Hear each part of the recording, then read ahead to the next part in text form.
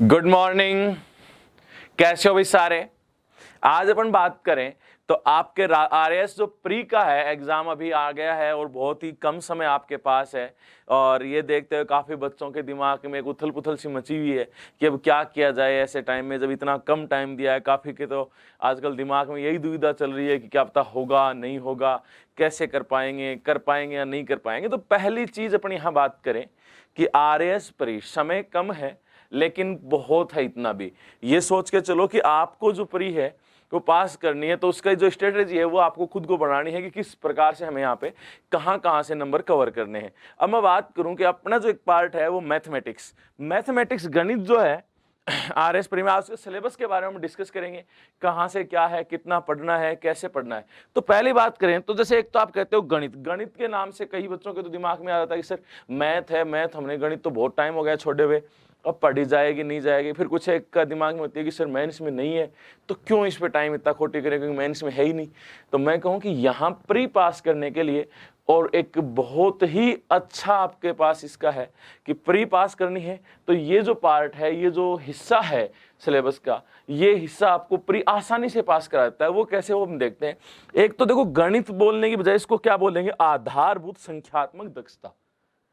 आधारभूत संख्यात्मक दक्षता मतलब जो सामान्य जानकारी है वो हमें चाहिए होती है। सामान्य जानकारी कैसे, कुछ चीजें तो वो जो हमारे दैनिक जीवन में काम आती हैं, उनमें आपको एक्स्ट्रा कुछ है ऐसा है ही नहीं कि बहुत ज्यादा चीजें आपको रटनी पड़े और करनी पड़े ना, लिमिटेड चीजें होंगी। तो यहां पहली चीज तो आप गणित के नाम से न लेके हमेशा एक चीज सोचा करो कि यहां हमें संख्याओं की आधारभूत दक्षता यानी नॉलेज हमें चाहिए यहां पे, उससे ज्यादा कुछ भी नहीं।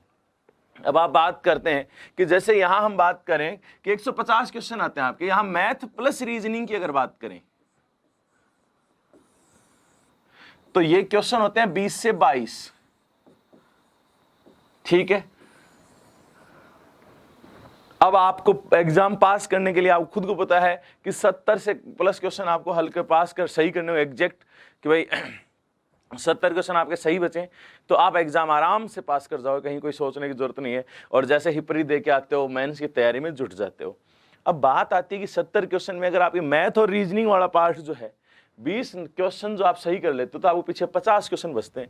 50 में से इकोनॉमिक सर्वे और करंट 30 से 35 क्वेश्चन वो निकल जाते हैं। राजस्थान करते हो तो 25-30 क्वेश्चन वो निकल जाते हैं, यानी जो चाहिए उससे एक्स्ट्रा हो गया यहाँ तक ही।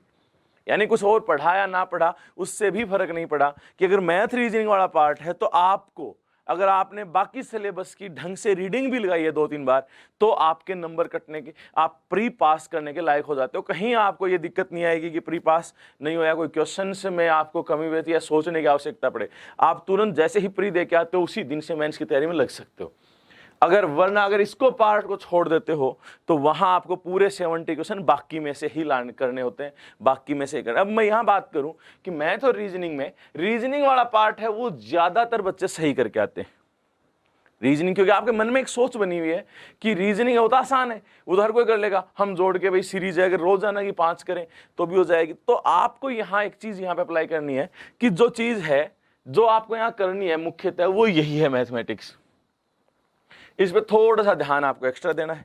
और एक्स्ट्रा भी नहीं, यहां जो टॉपिक हैं उनमें गिनती के, मैं कहूं कि हर टॉपिक में आप जानते हो 10 से 12 टाइप के क्वेश्चन होंगे। 8 टॉपिक हैं तो 10 से 12 टाइप भी मानते हो तो 12 × 96 क्वेश्चन ऐसे बनते हैं अलग अलग। वहां 96 जो क्वेश्चन होंगे उनके अलावा सिर्फ संख्या ही तो चेंज होंगी उनमें। 96 क्वेश्चन के वैसे ही आप 2-2 क्वेश्चन कर लो। भाई आपने 300 क्वेश्चन मान लो, 100 के डबल 200, 2-2 करते हो तो 3-3 करते हो तो 300 क्वेश्चन। अब 300 क्वेश्चन करते हो और 10 नंबर पक जाते हैं तो मेरा ये मानना है कि आपको इन पे करना चाहिए। और जहां तक मेरा मानना है कि मैं इन चीज़ों को इतनी आसानी से आपके सामने पेश करूंगा कि आपको एक्स्ट्रा कुछ रटने की भी आवश्यकता ना पड़े। और एग्जाम में जैसे ही पेपर देखो तो आप कहोगे हाँ यार ये तो हमें पता है कि ये तो वही है, जैसे परसेंटेज का आता है तो आप कह सकते हो कि हाँ यार ये तो जैसे चुनाव का आ गया तो सीधा यार ये चुनाव वाला है, चुनाव में इसी प्रकार से हल करते हैं, यार फेल पास वाला है इस बार तो फेल पास का इस प्रकार से हल करते हैं। तो यहाँ जो आपके सामने चीजें होंगी वो एक एक चीज क्लियर होगी, पॉइंट टू पॉइंट लिखी होंगी। ठीक है। और साथ ही साथ जैसे आज सिलेबस एनालिसिस है तो सिलेबस के साथ में मैं आपको एक PDF अवेलेबल कराता हूँ जिसमें सिलेबस भी होगा और पुराने आए हुए क्वेश्चंस भी होंगे। ठीक है। उसमें आपको देखना कि किस किस प्रकार के क्वेश्चन आए हैं। जब हम टॉपिक पढ़ेंगे तो वो सारी चीजें कवर भी हो जाएंगी। अब बात करें कि ये देखो, ये जो है पार्ट आपको कर लेते हो तो प्री इतनी आसानी से पास होती है, कहीं आपको सोचने की आवश्यकता नहीं पड़ती। अब सिलेबस में देखो, सिलेबस मैंने दो तरीके से लिखा भाई, एक लाइन में लिखता तो थोड़ा इतना साफ साफ समझ में नहीं आता। देखो सबसे पहला पॉइंट आप लेते हो, मैं जैसे जैसे बोलूं वो लेना भाई, ये थोड़ा सा उधर का इधर टेक दिया यहाँ पे, कि अनुपात समानुपात व सांझा। अनुपात समानुपात और सांझा, पार्टनरशिप भी है और अनुपात रेशो प्रोपोर्शन। अब आप जानते हो कि रेशो प्रोपोर्शन अनुपात समानुपात का हर बार आपके क्वेश्चन आया ही है, उससे कोई रोकने वाला था ही नहीं, हर बार आता है, इस बार भी आएगा। अब आपके दिमाग में होता है कि यार प्रश्न किस प्रकार का आएगा, तो देखो अनुपात समानुपात में अपने एग्जाम में क्वेश्चन गिनती के, देखो मैं आपको मोटे मोटे बताऊं कि एक तो मिश्रण वाला प्रश्न, मिश्रण वाला प्रश्न हर 2 बार में से 1 बार तो मिश्रण का मिला ही मिला है। अगर मिश्रण का नहीं मिला तो सिक्कों पे आधारित, सिक्कों पे आधारित नहीं मिला तो संख्याओं पे आधारित, तो मुख्यतः तो 3 ही होते हैं। चौथा टाइप जो है वो हम कहते हैं पार्ट, जो बंटवारा करते हैं, राष्ट्रीय ABC में इस प्रकार से बांट दी, इस प्रकार से बांट दी। अब यहां मुख्यतः 4 टाइप के क्वेश्चन हुए, ठीक है, 4 में प्लस साझेदारी जो है, पार्टनरशिप जो है, पार्टनरशिप में क्या है अलग से, पार्टनरशिप तो वही है। पार्टनरशिप में भाई एक बात तो 4 आदमी साथ मिलकर काम कर रहे हैं, काम करेंगे, उनमें भी तो लाभ को हम बांटेंगे बाद में, तो ये भी एक प्रकार से बाद में बंटवारे के ही क्वेश्चन होते हैं, बंटवारे पे ही आधारित होते हैं, तो अनुपात पे ही बेस्ड ये होता है। हम बात करें कि यहाँ दोनों से कम 1% तो आएगा, ठीक है, और यहाँ आपके गिनती के 5 से 6 टाइप हैं आपके सामने, 5 से 6 टाइप, और मैं कहूँ कि 50 से 60 क्वेश्चन अपन यही कर लेंगे क्लास में ही, उनको आप 2 बार करना, फिर आपको 50 से 60 क्वेश्चन एक्स्ट्रा दिए जाएंगे, उनको करोगे तो इतने में आपका एक क्वेश्चन 101% सही हो जाएगा भाई। सेकंड हम बात करें, जैसे परसेंटेज है, प्रतिशत है, दूसरे नंबर का टॉपिक प्रतिशत। प्रतिशत में सबसे पहले प्रतिशत है क्या, प्रतिशत में व्यक्त कैसे करते हैं, कमी वर्दी कैसे करते हैं, अभी तक तो इनमें से क्वेश्चन आ जाता था, आ गया भी है पीछे भाई, ठीक है। उसके बाद अपन बात करें कि कुछ टाइप्स भी आ जाते हैं, जैसे खर्च पे आधारित, फैल पास पे आधारित, चुनाव पे आधारित, तो कुछ टाइप्स जो हैं वो टाइप भी साथ लेके चलेंगे, ठीक। तो यहां हम बात करें, एक क्वेश्चन यहां आपके पास है, साधारण एवं चक्रवर्ती ब्याज, तीसरा जो टॉपिक है ये, यहां से आपके 2 क्वेश्चन आते हैं भाई, इस बार का पता नहीं 2 दे या 1 दे, पर अभी तक 2 क्वेश्चन आए हैं। 2 क्वेश्चन किस प्रकार से हैं वो सुनना। एक तो साधारण ब्याज और चक्रवर्ती ब्याज का कॉमन क्वेश्चन बनता है कि जैसे साधारण ब्याज दे दिया, चक्रवर्ती ब्याज दे दिया, दर पूछ ली, आपको अंतर दे के दर या मूलधन पूछ लिया, अंतर पूछ लिया, तो इस प्रकार का एक प्रश्न तो कॉमन इनका मिक्स का। उसके अलावा एक या तो साधारण ब्याज का पूछेगा या चक्रवर्ती ब्याज, तो इस प्रकार से यहाँ पे 2 क्वेश्चन बनते हैं, ठीक है। तो यहां से आपके पास 2 क्वेश्चन बनेंगे। और चक्रवर्ती ब्याज, आप कहोगे दिमाग में, चक्रवर्ती ब्याज तो बहुत टेढ़ा आता है, चक्रवर्ती ब्याज तो समझने में टाइम लग जाता है, ऐसा कुछ नहीं। यहाँ पे आपको चक्रवर्ती ब्याज में मुख्यतः 3 से 4 टाइप के क्वेश्चन पे गौर करना है। कैसे, दर निकालना, समय निकालना, मुख्यतः तो ये 2 ही प्रश्न ऐसे आएंगे कि दर निकालो और समय, या तो दर ज्ञात करवाएगा या समय ज्ञात करवाएगा। एक n गुना वाला प्रश्न, n गुना वाले में भी दर और समय पूछता है, 2 तो वही हो जाते हैं। एक n गुना इतने, जैसे 8 गुना इतने में हो गई, 16 गुना कितने में होगी, इस प्रकार के प्रश्न। तो यहाँ भी आपके पास चक्रवर्ती ब्याज में ज्यादा नहीं है, सिलेबस में आप देखोगे मोटे मोटे तौर पे, तो यहाँ बहुत ही छोटी छोटी चीजें आपके सामने हैं, ठीक है। तो 2 क्वेश्चन आपको यहाँ पे मिल जाते हैं। ये एक अर्थमेटिक पार्ट जो आपके दैनिक जीवन में भी काम में आता है। अब बात करें यहाँ पे उसके बाद में, चौथे नंबर पे जो आपका आता है वो समतलीय चित्रों के परिमाप व क्षेत्रफल। ये भाई आपके इस बार नया जोड़ा गया है, ठीक है, समतलीय चित्रों के परिमाप व क्षेत्रफल। अब समतलीय चित्र त्रिभुज, चतुर्भुज और वर्त, इनके क्षेत्रफल और उनका परिमाप, बाउंड्री और एरिया, ये इस बार जोड़ा है। तो ये तो मुख्यतः आपके काम करेगा फॉर्मूले बेस्ड, ठीक है। जैसे त्रिभुज है, त्रिभुज के फॉर्मूले याद है तो क्वेश्चन आसानी से हो जाएगा। वो लगाने कैसे हैं वो मैं बताऊंगा, याद आपको करने हैं यहाँ पे, ठीक। इसके बाद में जो अपने टॉपिक आता है ये भाई यहाँ का है, क्रमचर्चा, संचय व प्रायिकता, ठीक है ना। आंकड़ों का विश्लेषण 5 नंबर, DI, जैसे आपको एक डाटा दिए जाते हैं, या तो आपको सारणी दी जाएगी या पाई चार्ट दिया जाएगा या दंड आरेख दिया जाएगा, तो वो ब्रैकेट में लिखे हुए हैं, सारणी, दंड आरेख, रेखीय आरेख या पाई चार्ट, ठीक है। डायग्राम देके उनका अध्ययन करके आपके क्वेश्चन एग्जाम में होते हैं। यहां भी आपको 2 क्वेश्चन मिलते हैं, 2 क्वेश्चन, और ये 2 नंबर ये समझ लो कि आपके रीजनिंग से भी आसान है। रीजनिंग से आसान क्यों? क्योंकि यहां डाटा अगर ध्यान से पढ़ लिया तो उसके बाद में या तो प्रतिशत पूछेगा या अनुपात पूछेगा या औसत, इन 3 के अलावा कुछ भी नहीं पूछा जाता। पहली चीज सामान्य से ध्यान देना, डायग्राम दिया होगा, डायग्राम के ऊपर आधारित क्वेश्चन होंगे। यहां से आपके क्वेश्चन 201% 2 क्वेश्चन आपको मिलेंगे ही मिलेंगे। ठीक है, आज तक हर बार ऐसा कोई एग्जाम नहीं गया जिसमें आपको ये क्वेश्चन नहीं मिले हों, और अभी तक ऐसा था कि एकदम से आसान क्वेश्चन था। मैं कहूंगा इसको तो आपको कोई पढ़ाए ना पढ़ो, उससे भी बढ़िया है कि रोज एक डायग्राम उठाओ, उसके नीचे आप देखते हो कोई बुक में 3 से 4 क्वेश्चन आपको मिलते हैं। कितने क्वेश्चन मिलते हैं? 3 से 4 एक डायग्राम के नीचे, कभी 4 कभी 5 भी मिलते हैं। तो अगर आप रोजाना का एक डायग्राम का क्वेश्चन करते हो तो आप 50 दिन में 50 डायग्राम के क्वेश्चन कर लोगे। कितने क्वेश्चन? 50। अगर 50 डायग्राम के क्वेश्चन करते हो तो एक बात बताओ, 50 में हर एक में अगर 4 भी हैं तो 227 का प्रश्न गलत नहीं होगा। ये लिख के ले लो भैया आप।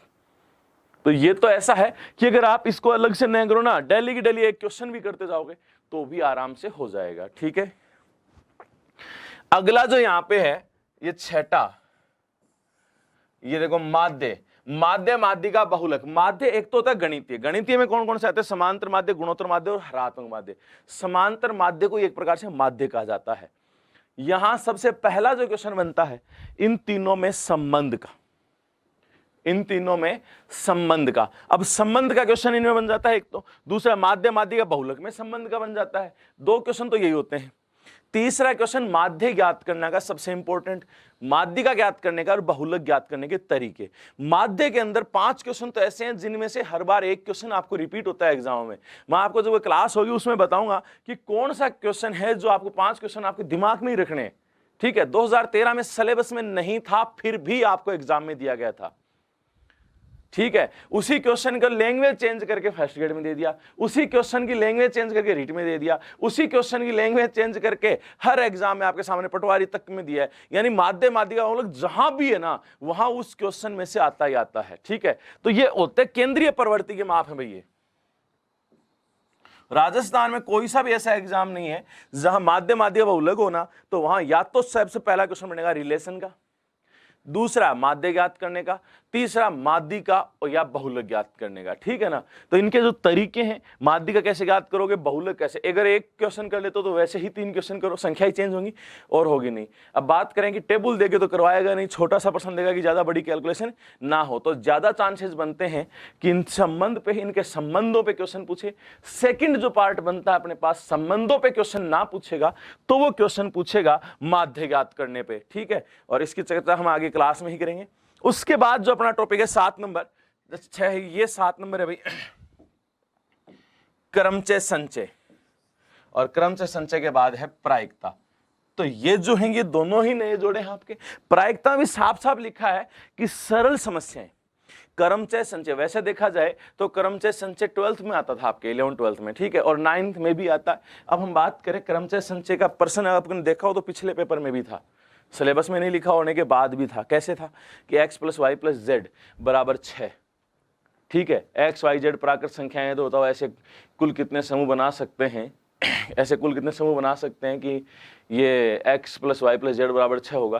तो इस प्रकार से एक क्वेश्चन दिया गया था, वो आपका कॉम्बिनेशन का ही था, हमें समूह बनाने का था। तो यहाँ अपन इस पे ज्यादा क्वेश्चन नहीं करके जो फिक्स 5-7 टाइप इनके दोनों के वो करेंगे, कॉम्बिनेशन बनाने करेंगे कि संख्याओं पे जो एग्जाम में, अदर एग्जाम भी हैं, अपने एग्जाम भी हैं, सब में आ रहे हैं, वो सामान्य समस्याएं जो आपको देखनी है तो यहां करेंगे प्रायिकता, सामान्य सरल समस्याएं। सरल समस्याओं का मतलब है कि वे समस्याएं जो आसानी से हल हो जाए और इसका मतलब पता हो सिर्फ। अब यहां प्रायिकता के अंदर मुख्यतः आपको ध्यान रखना है, प्रायिकता का मतलब होता है संभावना।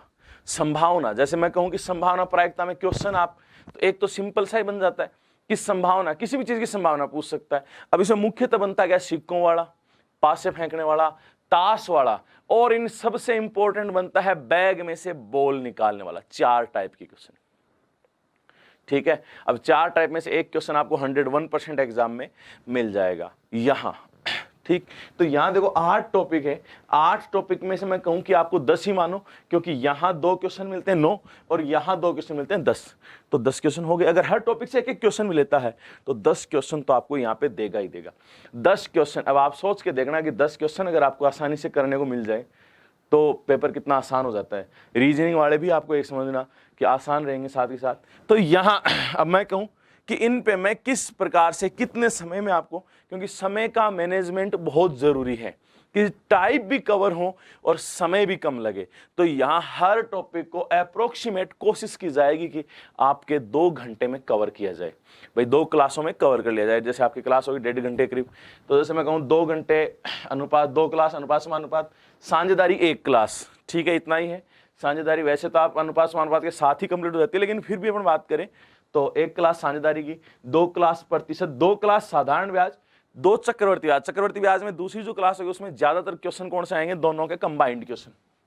समतलीय आकृतियों के क्षेत्र व परिमाप, यहाँ 3 क्लास लगेंगी भाई, त्रिभुज, चतुर्भुज, वर्त, ठीक है। फिर आंकड़ों का विश्लेषण, इसको भी आपको 2 क्लास में बताया जाएगा। प्लस आपको मैं कोशिश करूंगा कि जैसे जैसे आपको पर डे के लिए टास्क दी जाए, एक बार ये होने के बाद टास्क कैसे कि आप रोजाना 1 क्वेश्चन, उसके नीचे 4 क्वेश्चन दिए हो, आप बता सको उनको, ठीक है। फिर हम बात करें कि माध्य माध्यिका बहुलक, ये 2 क्लास इसकी। अपन बात करें क्रमचय संचय 2 क्लास, प्रायिकता 1 क्लास। तो यहाँ पे ये आपका टास्क रहेगा।